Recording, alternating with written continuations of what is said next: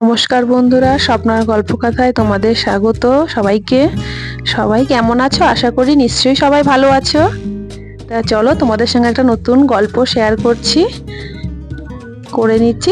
এই দেখো, এটা হচ্ছে ঋষভ যাওয়ার পথে, লাভার পরে ঋষভ যাওয়ার পথে গেট পাস নিল তোমার 140 টাকা এন্ট্রি ফি নিল গাড়িটাতে রোডটার জন্য, ওটা দিতে হয়।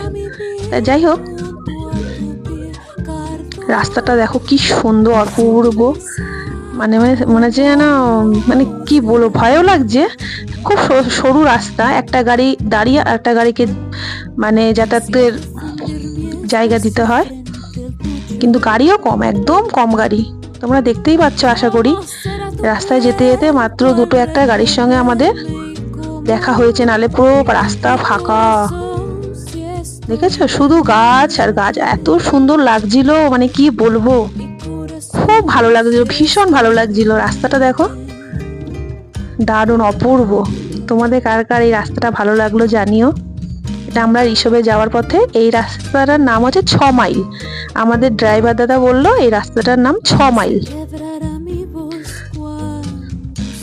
দেখো, মানে চারিদিকে লম্বা লম্বা যেন গাছগুলো দাঁড়িয়ে রয়েছে, কি দারুণ লাগছে, পুরো ভীষণ সুন্দর লাগছে।